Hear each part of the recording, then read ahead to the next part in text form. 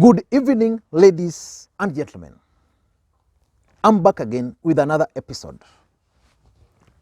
Details of Uhuru Kenyatta and Raila Odinga's grand scheme for Central Kenya. It is my hope that you are going to enjoy this analysis. Take a seat and enjoy. Now, I've always maintained on this platform that in politics, nothing happens out of mere coincidence. And that everything in politics is normally well planned, well scripted, and executed to achieve specific political objectives.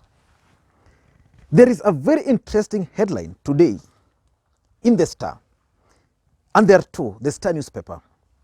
Let me just grab it from my phone.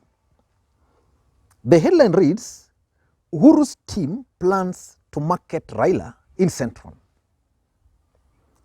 Then, just kando hapo, UDA candidate leads Kiambaa race with 54% support. Those two headlines are significant politically speaking because they're all about the politics of the larger Mount Kenya region. If there's one thing which I've always insisted on this platform, is that Raila Odinga should only take President Uhuru Kenyatta seriously the day the president will take him to Central Kenya and carry his hands. Not what we are seeing currently in this country, where the president is heaping praises of Raila Odinga. So I want us to look into that grand scheme of taking Raila Odinga to the larger Mount Kenya region. But there is this element of the UDA candidate leading in Kiambaa with 54%. The Jubilee candidate, according to that story, has 25%. And then there is the undecided, which is 18%. That survey was conducted by Radio Africa. What is the significance of that story? 54% in this country is actually the figure the algorithm gave Kenyans during the last election. So that 54% is significant. But importantly, there is a message which is being sent to the Deputy President William Ruto through this opinion poll. I'm told it is the UDA candidate and leadership who sponsored that opinion poll. But 54% is not a good news to William Ruto and his team. Because if you go to Georgia and figure out those results, they were almost the same range. But what about the turnout? In Georgia, out of 66,000 people who are registered to vote, 66,000 people who are registered to vote, only 12,000 voted for UDA candidate. 5,000 voted for the Jubilee candidate. And now we are seeing a situation where the UDA candidate is leading with 54%. Of course, the other side are also claiming that they are ahead with 60%. So a message is being sent to the Deputy President through this opinion poll. And the timing of this opinion poll is also timed with the main headline of the Star. What message are they trying to say? Now, I've maintained, and I want to repeat, and I think I've said it here, that the handshake between the president and Raila Odinga changed the political landscape in this country completely. And it provided opportunities for new grounds to be broken by President Uhuru Kenyatta and Raila Odinga. President Uhuru Kenyatta can today come to Kisumu and he will be celebrated. President Uhuru Kenyatta can today go to Coastal Region and he will be celebrated. But something has refused Raila Odinga in the larger Mount Kenya region. So far, Raila Odinga has not been well received in the larger Mount Kenya region as it should have been expected. The truth of the matter is that William Ruto, being William Ruto, knew so well that for him and his bid to be viable, he needed to retain the support of the people of the larger Mount Kenya region. And because of that need, he went ahead of the president and ahead of Raila Odinga. And the president also delayed, although in politics, timing is key. I don't know whether the timing today is right for the president. But the truth of the matter is that the president has failed to help Raila Odinga gain grounds in the larger Mount Kenya region.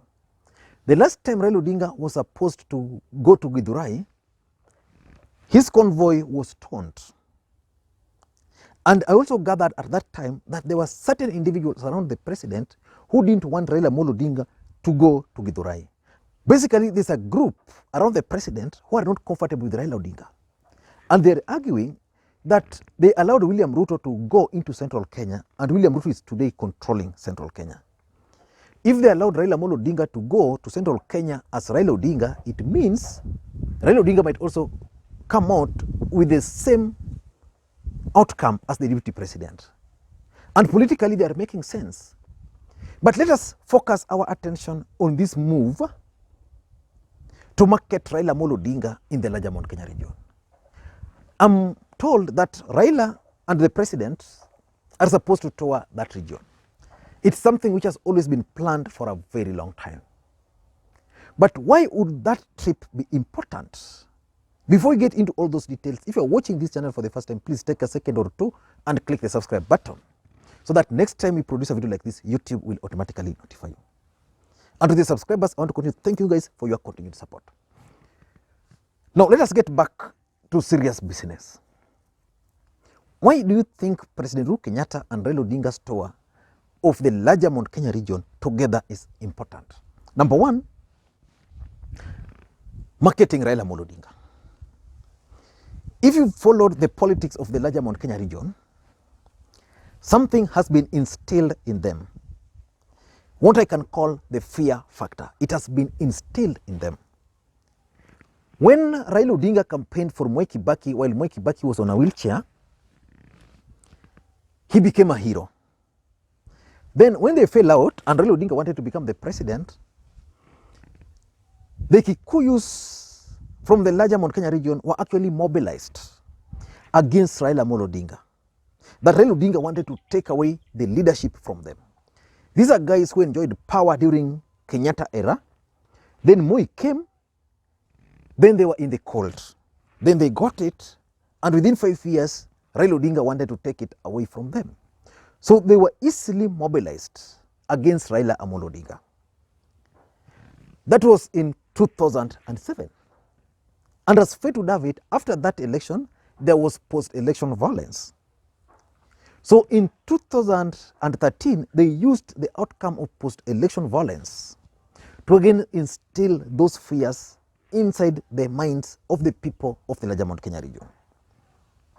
And in the last election, the President Uhuru Kenyatta, employed the services of Cambridge Analytica.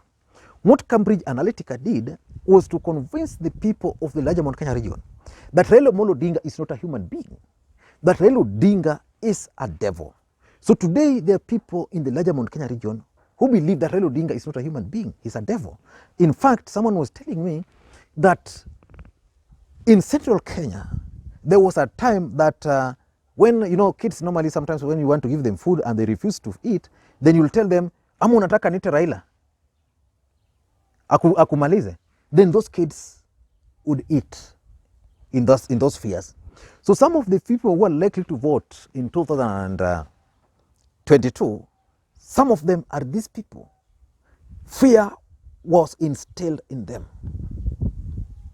So this trip by the president is actually supposed to help them market Raila Odinga as the best bet for the presidency.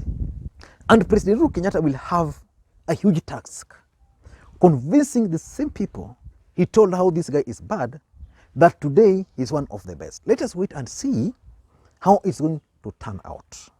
Number two, it's also a good strategy to counter William Ruto. The truth of the matter is that William Ruto has camped in the larger Mount Kenya region. That is his only hope for the presidency. So far, the president has not countered him.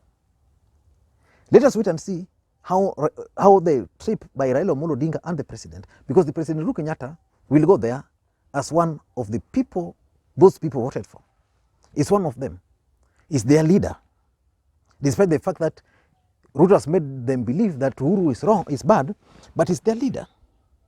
So let us wait and see how Uhuru is going to deal with this issue, because that's the only avenue for him to counter Ruto. Going by Raila Odinga and seeing the reaction, then again with Raila Odinga in the next place seeing the reaction, then it means ultimately that people might likely start embracing Raila Odinga, and then by embracing Raila Odinga, I'm certain with the kind of president I know, is likely to go there and start hitting on the Deputy President William Ruto. I'm also suspecting that moving forward, the president might actually employ a kind of Cambridge Analytica to smoothly deal with William Ruto in the larger Mount Kenya region. Number 3, President Uhuru Kenyatta will also use that tour to explain the benefits of the Building Bridges Initiative process to his people. So far as we speak, we are not even sure whether that BBI is still on or whether it is off. Raila Odinga is insisting it is still on. President Uhuru Kenyatta is insisting that with Orengo they are sure of winning. Gideon Moi was insisting that the Building Bridges Initiative process is still on. Kalonzo Musyoka and several others. So it's going to explain to the people of the larger Mount Kenya region the benefits, like those number of constituencies which are likely to go should BBI not pass through. How devolution is going to benefit the people of the larger Mount Kenya region based on their numbers. So it's going to do that during that trip. And number 4 is the handshake, the benefit of the handshake.